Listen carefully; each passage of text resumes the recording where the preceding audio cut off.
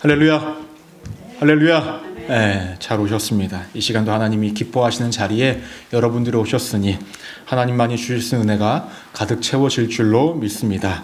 이 시간을 통해서 하나님 주신 은혜 받고 누리시는 시간이 되기를 소망하고, 또 기도하실 때는 또 응답의 역사도 일구어지기를 소망합니다.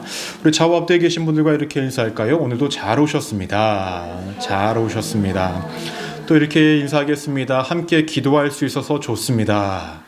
함께 기도할 수 있어서 좋습니다. 네, 인사말을 매번 똑같이 해야 될 것 같아요. 조금만 바뀌면 어떻게 해야 될까라도 이렇게 우왕좌왕하시는 것 같은데 그래도 잘 따라하셨습니다. 오늘은 사무엘상 26장 1절에서 25절까지의 본문을 근거로 어떤 기회로 삼을 것인가 라는 제목으로 함께 은혜를 나누고자 합니다. 말씀을 한번 따라해 보실까요? 어떤 기회로 삼을 것인가? 삼을 것인가? 네, 우리가 지난번에 말씀을 나눴었을 때는 사무엘상 25장 본문을 근거로 나누었었습니다. 사무엘상 25장에 나타났던 다윗의 모습은 이전의 모습과 조금 달랐었어요. 어떤 모습이 달랐었냐면 나발이라는 사람을 마주했을 때에 달랐었습니다. 나발이라는 사람은 다윗을 무시했었습니다. 뭐라고 이야기를 했었냐면은 주인에게서 도망간 종처럼 취급을 했었고, 나발의 그 목축을, 그러니까 그 가축들을 지켜 보호해 줬는데 그것에 대한 아무런 대가도 주지 않았고, 더 나아가서 잔치를 벌이고 있었을 때에 그를 초대하지도 않고 그에게 어떠한 것도 베풀지 않는 그러한 모습이 있었습니다. 이러한 대우를 받다 보니 다윗이 어떻게 행동을 합니까? 나발을 죽이고자 했었죠. 근데 그 죽이고자 했던 그 마음이 너무나 감정적이었었어요. 더구나가 나발이라는 사람을 자신보다 못한 사람으로 여기기 때문에 다윗이 나발을 죽이려고 했다라는 거예요. 근데 이러한 모습은 누구에게 있었던 모습입니까? 사울에게 있었던 모습이에요. 자신보다 못하다고 여겨졌던 다윗, 그리고 감정적으로 죽이고 싶었던 다윗, 그에 대한 그 행동들이 다윗의 모습 속에서도 여실히 드러나고 있었다라는 것입니다. 근데 이 모습을 알게 되었던 이 나발의 아내인 아비가일이 지혜롭게 이 다윗을 막아서죠. 결국 이 여인의 지혜로움 때문에 다윗은 나발을 죽이지 않게 되었고, 결국 이 나발은 누구를 통해서 죽게 됩니까? 하나님이 직접 치십니다. 다윗의 손에 피를 묻히지 않게 하셨다라는 거예요. 다윗은 이러한 사건을 통해서 알게 되었을 것입니다. 자신도 사울과 다르지 않은 연약한 존재라는 것을. 더 나아가서 이 아비가일이라는 여인이 하는 모든 행동들을 바라보면서 지혜롭게 살아가는 것이 무엇인지를 알게 되었을 거예요. 더 나아가서 아비가일을 통하여서 나발의 큰 재산을 얻게 됨으로 통하여 그의 필요를 충족시키시는 하나님을 경험하게 되었습니다. 즉, 이 한 사건을 통하여서 하나님께서 인도하시는 모든 것들에는 부족함과 모자람이 없고 버릴 것이 없다라는 것을 다윗이 깨닫는 그런 말씀이 사무엘상 25장 말씀에서 우리가 함께 나눴던 본문이었습니다. 오늘 우리가 함께 읽은 본문은 사실 사무엘상 24장과 굉장히 유사합니다. 어떠한 장면이 유사하냐면 다윗이 사울을 죽일 수 있는 그 상황을 또다시 맞이했다라는 거예요. 그러면 이러한 상황 속에서 다윗이 어떻게 행동을 하는지, 또 사울은 어떻게 행동을 하는지에 대해서 바라보면서 오늘 말씀을 나누고자 합니다.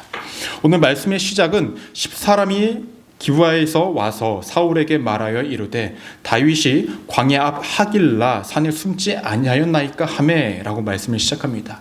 10사람이 와가지고 다윗이 어디에 있는지에 대해서 사울에게 알려줍니다. 근데 이러한 말씀은 어디에도 있었냐면 사무엘상 24장 1절 말씀에서도 어떤 사람들이 사울에게 와서 다윗의 위치를 알려줍니다.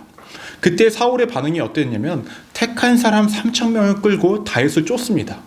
근데 오늘 말씀에서도 26장을 보시면 택한 사람 3,000명을 끌고 다윗을 쫓기를 시작을 합니다. 여러분, 택한 사람들이라고 한다고 한다면 전쟁에 능한 자들이에요. 3,000명의 숫자, 지금 다윗과 함께하고 있는 사람들의 숫자는 3,000명이 되지가 않아요. 기껏해야 500~600명. 더구나 다윗과 함께 있는 사람들은 전쟁에 능한 자들이 아니에요. 그러면 사울과 3,000명의 사람들, 다윗과 함께 있는 사람들이 전쟁을 하게 된다면 당연히 누가 봐도 다윗이 질 수밖에 없는 상황입니다. 근데 그러한 상황 속에서 상황이 이제 전개가 되기를 시작하는데, 사무엘상 24장과 26장의 차이점이 있다고 한다면 한 가지가 있습니다. 그것은 무엇이냐면 24장에서는 다윗이 도망하는 와중에 한 굴에 숨었는데 때마침 그 굴에 사울이 와요. 혼자서 뭘 합니까? 용변을 봅니다. 그렇죠? 그런데 26장을 보면은 다윗이 그동안에 경험한 것들이 있어서 그런지 모르겠지만 좀 다른 국면을 맞이합니다. 3절 말씀을 보시니까 이렇게 언급합니다. 다윗이 광야에 있더니 사울이 자기를 따라 광야로 들어옴을 알고, 그냥 마냥 도망만 치는 것이 아니라 주변에 사람들을 펼쳐놓고 자신을 누가 쫓아오는지를 이제 파악을 하고 있는 거예요. 나름 그 다윗과 함께 있던 사람들도 좀 군대로서, 한 민족으로서 체계가 좀 잡혀 있는 상황이었다라는 거죠. 즉 전에는 우연치 않게 마주했는 상황이었다고 한다면, 오늘 말씀은 다윗이 이미 사울이 오고 있다는 것을 알고 있는 와중에서 마주하고 있는 것입니다. 이 와중에 다윗은 사울이 진친 곳을 바라보게 됩니다. 그리고 그곳에 누가 있냐면 사울과 함께 넬의 아들 군사령관 아브넬이 있다는 것을 발견을 하게 됩니다. 그리고 정확히 이렇게 표현을 합니다. 5절 말씀을 보시면 사울이 진영 가운데에 누웠고 백성은 그를 둘러 진쳤더라. 여러분, 그 사울이 전에 사무엘상 24장에서 홀로 용변을 보러 그 굴에 들어가지 않았습니까? 그때 다윗이 어떻게 했죠? 그의 옷자락만 싹 베는 사건이 있었어요. 그 사건을 이제 사울과 함께 있던 사람들이 경험하지 않았습니까? 때문에 5절 말씀을 보면 어떻게 됩니까? 사울이 가운데에 누웠고 그 주변에 사람들이 함께 있게 만들어요. 이전에 했던 경험을 토대로 사울을 지키고자 하는 의지가 여실히 보이는 것을 볼 수가 있습니다. 그런데 이러한 상황 속에서 다윗이 사람을 찾기를 시작해요. 어떠한 사람을 찾냐면 자신과 함께 사울이 있는 곳으로 갈 수 있는 사람을 찾기를 시작합니다. 6절 말씀을 보니 이에 다윗이 헷사람 아히멜렉과 스루야의 아들 요압의 아우 아비새에게 물어 이르되 누가 나와 함께 더불어 진영에 내려가서 사울에게 이르겠느냐 하니 아비새가 이르되 내가 함께 가겠나이다 라고 말을 하고 있습니다. 다윗이 누구에게 물어봐요? 아비새에게 물어봐요. 누가 나와 함께 저 사울 쪽으로 갈까? 여러분, 왕이 대놓고 물어보는데 안 가겠다고 하는 사람이 있을까요? 그렇죠? 왕이 만약에 딱 나와 함께 갈 사람이 누구냐라고 했는데 저는 못 갑니다. 좀 피곤해서 오늘은 날이 아닌 것 같아요. 이렇게 말할 사람이 없죠. 그럼 아비새가 뭐라고 이야기하냐면 자신이 가겠다라고 이야기합니다. 근데 여기서요, 참 재밌는 일이 발생이 되어져요. 다윗과 이 아비새가 함께 내려갔는데, 여러분들 남편분들 대부분 이제 군인 출신들이니까 잘 아실 거예요.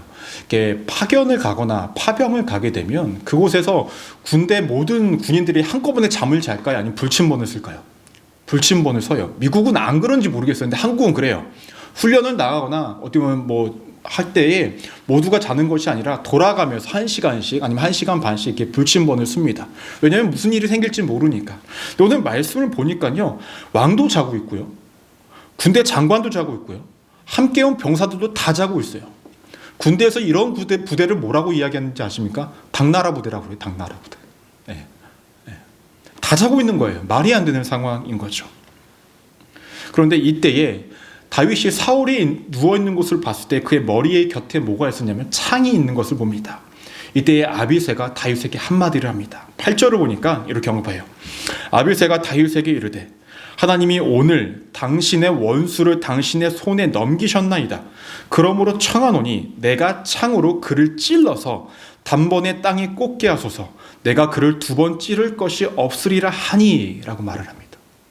아비새가 그 상황을 보니까 내게 기회만 준다면 내가 저 창으로 이 사울을 한 번에 죽일 수 있습니다. 2번도 필요하지 않습니다. 그러니까 말씀만 하옵소서라고 이렇게 이야기합니다. 아비새가 바라봤던 그 상황은 사울을 죽일 수 있는 절호의 찬스로 봤다라는 거죠. 아비새의 말이 틀린 것이 있습니까? 없어요. 아비새가 제법 나중에 이제 말씀을 보시면 아시겠지만 제법 전쟁도 잘하고 다윗 곁에서 충성스럽게 옆에 있던 사람이거든요. 그럼 충성을 다해서 다윗을 위해서 사울을 죽일 수 있는 사람이었어요. 빈말을 한 것이 아니었다라는 거예요. 근데 이런 비슷한 구절이 또 어디서 등장을 했냐면 사무엘상 24장 4절 말씀을 보시면 이렇게 언급합니다. 다윗의 사람들이 이르되 보소서 여호와께서 당신에게 이르기를 내가 원수를 내 손에 넘기리니 내 생각에 좋을 대로 그에게 행하라 하시더니 이것이 그날이니이다 하니 다윗이 일어나서 사울의 겉옷자락만 가만히 베니라. 사무엘상 24장에서도 다윗 주변에 있던 사람들이 뭐라고 이야기하냐면 지금 사울을 죽일 때입니다. 하나님께서 주신 기회입니다. 라고 이렇게 이야기를 했었습니다. 근데 24장과 26장의 차이가 무엇이냐면 24장에서는 다윗 주변에 있던 사람들이 뭐라고 이야기합니까? 다윗, 당신이 보시기에 이것이 하나님이 보시기에 좋은 기회이지 않습니까? 그러니 당신이 저 사람을, 즉 사울을 죽일 수 있는 기회입니다 라고 이야기합니다. 근데 26장에서 뭐라고 이야기합니까? 아비새가 나에게 말씀만 하옵소서 내가 죽이겠나이다 라고 이야기를 해요. 다르게 표현을 하면은 24장에서는 다윗이 직접 움직여 손에 피를 묻혀야 하는 상황이고 26장에서는 말만 하면 자신을 따라왔던 아비새가 대신 손에 피를 묻힐 수 있는 상황이에요. 그러면 다윗의 입장은 어떻게 생각이 되겠습니까? 좀 더 유혹이 되지 않을까요? 자신의 손에 피를 묻히지 않을 수 있으니까. 그런데 이러한 상황에서 다윗의 반응이 재밌습니다. 9절 말씀을 보니까 다윗이 아비새에게 이르되 죽이지 말라. 누구든지 손을 들어 여호와의 기름 부음 받은 자를 치면 죄가 없겠느냐 하고, 하나님께서 기름 부으신 자를 죽인다라는 것은 하나님을 무시하는 행위와 같으니 그러한 사람에게 어떻게 죄가 없겠느냐. 그 유혹을 이겨냅니다. 거부합니다. 그리고 확신합니다. 10절 말씀 우리 한번 성경을 한번 볼까요? 10절 말씀 우리 함께 한번 읽어보도록 하겠습니다. 시작. 여호와께서 그를 치시리니 혹은 죽을 날이 이르거나 또는 전장에 나가서 망하리라. 하나님께서 반드시 사울을 치신다. 또한 아니면 전장에 나가서 사울이 반드시 죽게 될 것이다 라는 예언 아닌 예언을 누가 하냐면 다윗이 하기를 시작을 합니다. 왜 다윗은 이러한 확고한 고백을 할 수 있었을까? 사무엘상 25장 말씀 때문에 그러합니다. 자신이 나발을 죽이지 않은 다음에 하나님께서 누굴 치십니까? 나발을 치세요. 하나님께서 나발을 치신 이유가 무엇입니까? 하나님께서 기름 부은 자가 누굽니까? 다윗. 그를 무시했죠. 그를 괄시했죠. 때문에 그를 치신 것이에요. 근데 지금 현재 다윗을 사울이 치고자 합니다. 때문에 하나님께서 그것을 누가 하실 것이냐? 하나님께서 반드시 하실 것이다 라는 이러한 믿음의 선포와 고백을 하고 있다는 거예요. 이것은 다윗이 하나님의 주권을, 하나님의 뜻을 거부하지 않고 인정하는 행위라는 거예요. 설령 하나님께서 주권을 펼치시는 과정이 나에게 힘겹고 어렵다 할지라도 하나님께서 이루시고자 하는 그 주권을 인정하는 행위였다라는 것입니다. 여러분, 사실 다윗의 이러한 믿음, 이러한 고백이 쉬웠을까라는 거예요. 쉽지 않죠. 보통 나를 괴롭게 하는 사람들, 더 나아가서 나를 공경에 빠지게 하는 사람들, 또 그렇게 한 세월이 길면 길어질수록 그 사람에게 복수하고 그 사람을 심판하고 싶은 것이 우리의 마음입니다. 심판자의 역할을 감당하고 싶은 것이 우리의 마음이라는 거예요. 직접 복수를 하거나 아니면 공경에 빠뜨리거나 똑같이 당하게 하거나 하고 싶은 것이 우리들의 마음이라는 거예요. 이 유혹을 벗어나는 것은 너무나 쉽지 않지만 오늘 말씀에서 보면은 목숨이 달린 일에도 불구하고 다윗은 이 유혹을 이겨냅니다.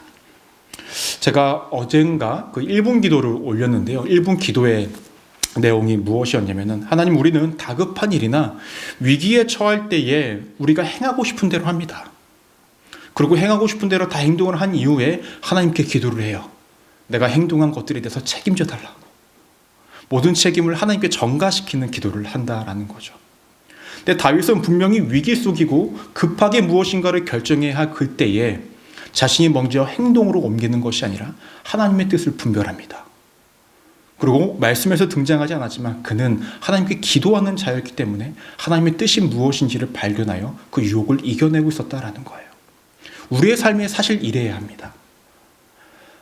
나의 위기와 나의 어려움과 나의 궁핍과 어려움으로 힘겨움으로 인해서 내가 마음대로 행동을 먼저 일구어내는 삶이 아니라 하나님의 뜻을 분별하고 하나님께 기도함으로 하나님께서 원하시는 것이 무엇인지를 우리가 확고히 알아 하나님의 뜻대로 순종하는 삶, 이것이 우리의 삶이 되어야 한다는 것입니다.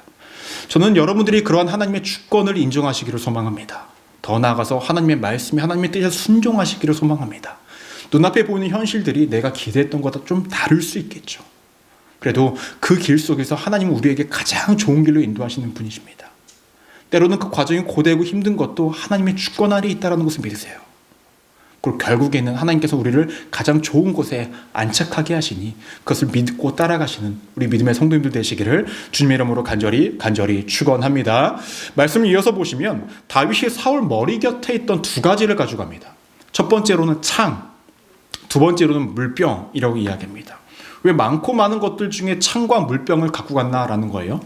여러분, 창은요, 사실 사울이 다윗에게 여러 번 던졌던 무기예요. 그렇죠? 죽이려고 했던 것. 그리고 이 창이라는 것은요, 당시에 왕권을 상징하는 것이기도 했었습니다. 즉, 창을 갖고 갔던 것은 무엇이냐면 더 이상 사울은 다윗을 죽일 수 있는 자가 아니라는 거예요. 그리고 왕으로서의 권위가 더 이상 없다라는 것을 의미하는 것입니다. 물병을 왜 갖고 갔을까요? 여러분, 물 없이는 살 수 없죠. 물은 생명을 의미합니다. 즉, 사울의 생명은 다윗의 손에 달려있다는 것을 명확히 보여주고 있는 거예요. 그런데 다윗과 아비새가 창과 물병을 갖고 가는 그 시점까지 사울을 비롯해서 그 주변에 있던 모든 사람들이 눈치채지 못했다라고 성경에서 말씀하고 있습니다. 12절을 보니까 그 이유가 명확하게 등장을 해요. 이는 여호와께서 그들을 깊이 잠들게 하셨으므로 그들이 다 잠들어 있었기 때문이었더라. 하나님께서 그들을 모두를 잠들게 하셨대요. 여러분, 성경을 보시면요, 하나님께서 누군가에게 잠을 주셔서 어떠한 일을 행하실 때가 있습니다. 여러분, 아담과 하와 아시죠? 아담과 하와. 아담이 먼저 창조되었습니까? 하와가 먼저 창조되었습니까? 네? 아담이요? 성경 퀴즈도 아닌데 뭐 이렇게 대답을 어렵게 하십니까? 아담이 먼저 창조되었죠. 근데 하와를 창조하실 때에 하나님께서 아담에게 잠을 주세요. 그리고 그 갈비뼈를 꺼내시죠. 그리고 창조를 하십니다. 여러분, 하나님께서 아브라함과 언약을 맺는 시점이 있습니다. 근데 그때 이 아브라함에게 뭘 주신지 아십니까? 잠을 주세요. 그리고 언약을 맺으세요. 근데 하나님께서 사람에게 어떠한 잠을 주신 다음에 어떠한 일을 행하시면요, 그 일로 통해서 생기는 모든 책임을 사람에게 전가하지 않으십니다. 하나님이 지십니다. 아브라함과의 맺은 언약 속에서 아브라함은 작기 때문에 아브라함과 언약을 맺은 그 모든 책임을 하나님이 지세요. 오늘 말씀도 보면 명확하게 언급되어지지 않고 있지만은 사울 곁에서 잠을 자고 있던 아브넬과 사람들, 사울의 입장에서는 굉장히 기가 찰 노릇 아닙니까? 나를 지켜야 될 자들이 나와 함께 모두 자고 있었으니 기가 찰 노릇이에요. 근데 그 사울이 그 누구에게도 어떠한 처벌을 내리거나 나무라는 모습이 등장하지 않습니다. 책임을 지게 하지 않아요. 사울은 어떠한 생각을 했었을까요? 이것이 하나님이 하신 거구나.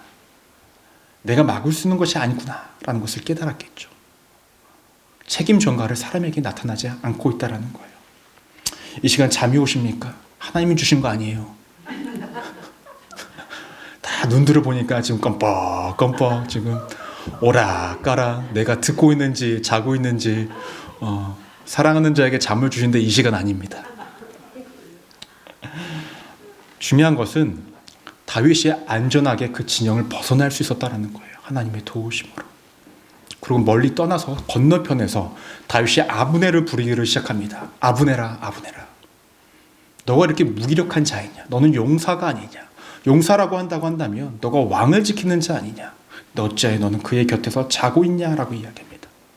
왕의 곁을 봐라. 왕의 머리맡에 있었던 창과 물병이 없지 않냐? 그 내가 갖고 왔다라는 거예요. 이 목소리를 들은 사울이 이야기합니다. 다윗아, 너냐? 내 아들 다윗아 라고 이렇게 이야기를 합니다. 그런데요, 이전과 지금의 다윗과 사울의 모습이 좀 다릅니다. 사무엘상 24장을 보시면요, 사울이 다윗에게 내 아들아 라고 이야기했을 때에 다윗이 사울에게 뭐라고 이야기하는지 아십니까? 내 아버지요 라고 이야기를 해요. 근데 오늘 말씀을 보면 사울은 여전히 다윗에게 내 아들아 라고 이야기를 할 때에 다윗은 뭐라고 이야기하는지 아십니까? 왕이요 라고 이야기합니다. 이전과는 완전히 다른 온도차가 나타나고 있다는 거예요. 잘 생각해보면 사울의 입장에선 다윗이 더 위험한 것이 아니라 누가 더 위험합니까? 자신 곁에 있던 부하들이 더 위험한 거예요. 그렇죠? 자신을 지키지 못하는 자이니까 더 위협적인 존재라는 거예요. 중요한 것은 이제는 다윗이 명확하고 냉정하고 냉철하게 이야기를 합니다. 19절 말씀을 한번 보겠습니다. 19절. 원하건대 내 주 왕은 이제 종의 말을 들으소서. 만일 왕을 충동시켜 나를 해하려 하는 이가 여호와시면 여호와께서 제물을 받으시기를 원하나이다마는 만일 사람들이면 그들이 여호와 앞에 저주를 받으리니 이는 그들이 이르기를 너는 가서 다른 신들을 섬기라 하고 오늘 나를 쫓아내어 여호와의 기업에 참여하지 못하게 함이니이다. 뭐라고 고백을 하는 것이냐면, 만약에 자신을 해하려고 하는 것이 하나님이시라고 한다면 자신을 기꺼이 제물이 되겠다라는 거예요. 받아들이겠다라는 거예요. 하나님의 주권을 인정하겠다라는 것입니다.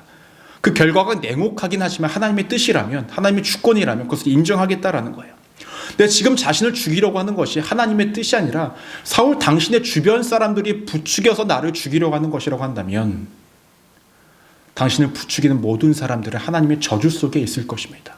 더 나아가서 지금 당신 곁에서 당신을 부추기는 그 모든 사람들이 나에게 뭐라고 이야기하냐면, 19절 말씀 보시면 너는 가서 다른 신들을 섬기라 라고 말을 했다라는 거예요. 이것이 무슨 말이냐면요, 여러분, 당시에는요 한 민족마다 꼭 믿는 하나의 신들이 있었다라는 거예요. 그러니까 민족의 신이 있었습니다. 이스라엘 백성들은 누구를 믿었죠? 하나님을 믿었고, 어떤 민족은 바알을 믿고, 어떤 민족은 아스타로스 믿고, 어떠한 민족은 몰락을 믿고, 여러 가지를 좀 믿지 않습니까? 신들이 있다라는 거예요. 근데 그 사람들이 뭐라고 이야기하냐면, 다윗에게 너는 가서 다른 신들을 섬기라. 이 말은 너가 이 민족을 떠나서 다른 민족으로 망명해라 라는 거예요. 왜 이렇게 이야기를 했을까요? 사울 곁에 있던 사람들은요, 사울이 왕위를 유지해야만 자신들의 자리를 유지할 수 있잖아요. 근데 다윗이 왕위에 오르면 자신들의 자리를 유지할 수 없으니 다윗을 곁에서 떠나게 하려고 하는 거예요. 이같이 이야기하고 있다는 거예요. 이러한 고백 속에서 다윗은 단호하고 결단 있게, 확신 있게 이야기합니다. 내가 정말로 하나님께서 나를 죽이려고 하는 것이면 나는 받아들이겠다라고 말입니다. 지금까지 자신의 삶을 인도하신 분이 하나님임을 알기 때문에 그래요. 자신을 왕위에 오르게 하실 분이 하나님이심을 알았기 때문에 그러합니다. 그 과정 속에서 어려움과 힘겨움이 있다 할지라도 그 어떠한 것들도 나를 해하지 못할 것이라는 확고한 믿음이 있기 때문에 다윗은 이같이 고백을 하고 있는 것입니다. 여러분, 사실 다윗의 이러한 고백은 쉽지가 않습니다. 처절한 경험 속에서 나오는 고백이기도 하고요, 더 나아가서 온전한 신뢰가 있기 때문에 나오는 고백이기도 합니다. 여러분, 정말로 만약에 하나님의 뜻이라면 내가 목숨도 내어드리겠습니다 라고 고백하실 수 있는 분 있으십니까? 목숨까지는 조금 그래, 그렇죠? 그런 생각이 들죠. 많은 부분은 할 수 있는데 하나님 좀 목숨은 조금 그렇습니다, 라고 생각할 수 있죠. 그것이 우리의 마음입니다. 또 한 분이 계시네요. 이따가 기도할 때 하나님께서 물으시면 어떻게 할지. 설령 내가 원하는 방향이 아닌다 할지라도, 내가 원하는 방향으로 흘러가지 않는다 할지라도 하나님의 주권을 인정하는 다윗의 모습이 여실히 등장하고 있다는 거예요. 이렇게 대화를 한 이후에 사울도 자신의 범죄를 인정합니다. 그리고 다윗이 통치자가 될 것을 인정합니다. 그리고 다윗은 무엇을 줍니까? 자신이 갖고 왔던 창을 다시금 건네줍니다. 그리고 앞으로 이 두 사람은 더 이상 마주하는 일이 없게 됩니다. 여기까지가 우리가 오늘 함께 읽었던 본문입니다. 오늘 말씀을 통해서 여러분들은 어떠한 것들을 마음에 새기게 되고 깨닫게 되셨습니까? 전 말씀을 묵상하면서 설교를 준비하면서 한 가지 단어가 떠올랐습니다. 그것은 무엇이냐면 기회라는 것이었어요. 기회. 왜 기회라는 것이 떠오르냐면, 우리가 지속적으로 나누었지만 사무엘상 24장과 26장을 보면 굉장히 유사한 것들이 많고 같은 상황과 같은 환경 가운데 있다는 것을 보여주고 있습니다. 그런데 이것이 왜 기회냐라는 거예요. 사울의 상황을 보면 그것이 어떠한 기회인지를 우리가 명확히 볼 수가 있습니다. 이것이 어떠한 기회였냐면, 사울에게는, 우리가 첫 번째로 기억하셔야 될 것은 사울에게는 깨달을 수 있는 기회였다라는 거예요. 깨달을 수 있는 기회. 왜 그럴까요? 여러분, 동일한 상황을 마주한 사람 중에 한 명이 사울입니다. 근데 24장에서는 어떤 사람들이 다윗의 위치를 알려줘요. 26장에서는 사람들이 다윗의 위치를 알려줍니다. 분명히 24장에서 다윗을 죽이지 못함으로 통하여서 자신이 잘못했다라는 것을 깨달았어요. 그렇지 않습니까? 내 아들아 라고 이야기를 하면서. 근데 동일한 상황이 이루어졌을 때 하나님께서는 다시금 사울에게 실패를 경험해라 라고 동일한 상황을 주신 것이 아니라, 동일한 상황을 통해서 자신의 뜻이 잘못된 것임을 깨닫고 하나님의 뜻이 무엇인지를 깨달아 바른 선택을 하기를 원하는 마음으로 그런 기회를 주셨다라는 거예요. 이해가 되십니까? 하나님은 사울이 실패하기를 원하셔서 이러한 상황을 마련하신 것이 아니라는 거예요. 깨달을 기회를 주시기 위해서 동일한 상황을 주셨다라는 것입니다. 하지만 사울은 이 기회를 어떻게 삼습니까? 깨닫고 돌이킬 기회로 삼는 것이 아니라 자신이 전에 다윗을 죽이지 못한, 성공하지 못한 것들을 다시금 성공하기 위해, 다윗을 죽이기 위해 떠났다라는 것입니다. 다시금 죄악을 일삼는 어떤 계기로 여겼다라는 것입니다. 여러분, 우리가 성경을 떠나서 세상 사람들의 어떤 관점, 신앙생활을 떠나서 어리석은 사람 중에 한 가지의 모습이 무엇이냐면 똑같은 실수를 반복하는 거예요. 그렇지 않습니까? 실패를 반복하는 사람이 굉장히 어리석은 사람이에요. 만약에 어떠한 실패를 통하여서 어떠한 작은 것들을 알게 되어서 실패를 하더라도 조금씩은 다른 방향으로 가고 있다고 한다면 그것은 전 실패라고 보지 않습니다. 과정이라고 볼 수 있죠. 하지만 분명히 실패를 했는데 또 똑같이 해요. 또 똑같이 해요. 또 똑같이 해요. 그것은 어떠한 사람입니까? 어리석은 사람이라고 볼 수밖에 없습니다. 하나님이 사울에게 주신 동일한 상황, 적어도 사울은 그 상황을 통해서 자신이 깨닫고 이전과는 다른 방향성으로 가야 했지만 그는 전혀 깨닫지 못했고 전혀 회복되지 못하는 모습이 드러나고 있었습니다. 여러분, 우리도 참 마찬가지예요. 우리의 삶도 실수 또는 죄악의 모습이 반복되곤 합니다. 근데 그런 상황에 우리가 또 동일하게 놓여질 때가 많이 있다는 거죠. 그 상황을 우리에게 주셨다는 것은 우리가 또다시 죄를 짓거나 또다시 실수를 하거나 또다시 우리가 죄악에 연속적으로 살아가라고 하나님께서 그 상황을 주신 것이 아니라 너희가 그 상황 속에서 그것이 너가 잘못되어져 있었다는 것을 깨닫고 돌이키를 원하시는 마음으로 그 상황을 우리에게 다시 주셨다는 거예요. 즉 우리에게 기회를 주셨다라는 것입니다. 하나님은 늘 우리의 삶 가운데 기회를 주시는 분입니다. 믿으십니까? 근데 그 기회라는 것은 단순히 기회를 줬다는 것으로 끝나는 것이 아니라 그 기회를 통해 내 뜻이 무엇이었고 하나님의 뜻이 무엇이었는지를 명확히 분별하고 깨닫기를 원하신다는 거예요. 그래서 우리가 늘 말씀 가운데 믿음의 정도를 걷기를 원하시는 것이 하나님의 뜻이라는 것입니다.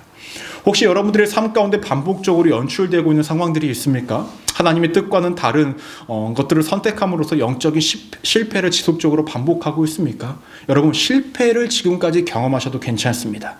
하지만 앞으로 동일한 상황이 주어졌을 때는 실패를 경험하지 마시고 하나님의 뜻을 깨달아 하나님의 말씀 가운데 거하시는 우리 믿음의 성도님들 되시기를 주님의 이름으로 간절히 축원합니다.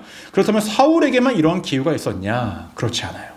다윗에게도 기회가 주어졌습니다. 다윗에게는 어떠한 기회가 주어졌냐면 회복의 기회가 주어졌다는 거예요. 회복의 기회.